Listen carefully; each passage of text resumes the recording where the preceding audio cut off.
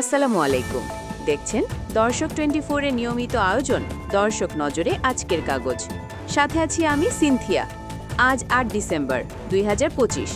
প্রতিদিনের মতো আজকেও আমরা সংবাদপত্রের পাতা ঘেঁটে দেখব দেশের শীর্ষ পত্রিকাগুলো একই ঘটনাকে কে কোন দৃষ্টিতে দেখছে।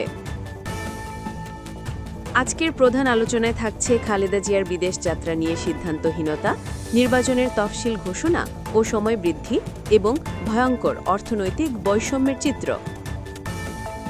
শুরুতেই নজর দিয়ে বিএনপি চেয়ারপারসন বেগম খালেদা জিয়ার স্বাস্থ্য খবরে।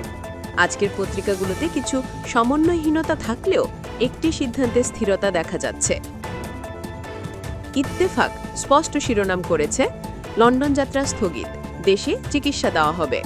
তবে আমাদের সময় জানাচ্ছে তার সিটি স্ক্যান রিপোর্ট স্বাভাবিক, অর্থাৎ আপাতত বিদেশ যাত্রা বাতিল করে দেশেই তার চিকিৎসা চলবে।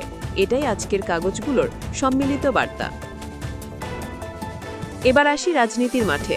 আসন্ন সংসদ নির্বাচন ও গণভোটের তফসিল নিয়ে ভোরের কাগজ, ইত্তেফাক এবং ভোরের ডাক জানাচ্ছে তফসিল এই সপ্তাহে ঘোষণা করা হবে। কমিশন নির্বাচনের প্রস্তুতি হিসেবে ভোটারদের জন্য ভোট গ্রহণে সময় 1 ঘণ্টা বাড়ানোর সিদ্ধান্ত নিয়েছে। অন্যদিকে জোট সমীকরণ নিয়ে সমকাল জানাচ্ছে 5 জোটে বিভক্ত দলগুলোর মধ্যে আসন সমীকরণ মিলছে না। পাশাপাশি তারেক রহমান সতর্ক করে দিয়েছেন, রাজনীতির ভিড়ে আজ অর্থনীতির একটি ভয়ঙ্কর বৈষম্যের চিত্র উঠে এসেছে। সাধারণ ক্রেতাদের জন্য দুঃসংবাদ নিয়ে এসেছে ভোরের কাগজ। তাদের শিরোনাম, মূল্যস্ফীতি ফের চড়াইয়ে, সাধারণ ক্রেতা দিশেহারা। আর ঠিক এর বিপরীতে নয়া দিগন্তের প্রধান খবর, কোটিপতি বেড়েছে 9,000। অর্থাৎ একদিকে যখন সাধারণ মানুষ 8.29% মূল্যস্ফীতিতে দিশাহারা, ঠিক সেই সময়ে দেশের ধনী শ্রেণী আরও 9,000 কোটিপতি তৈরি করে আর্থিক বৈষম্যের গভীরতা বাড়াচ্ছে।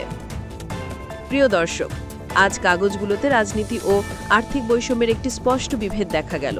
আজকের মতো দর্শক নজরে আজকের কাগজ এখানেই শেষ করছি। প্রতিদিন সকালে পত্রিকার ভেতরের খবর ও বিশ্লেষণ পেতে সাবস্ক্রাইব করুন দর্শক 24। দেখা হবে আগামীকাল। ভালো থাকুন।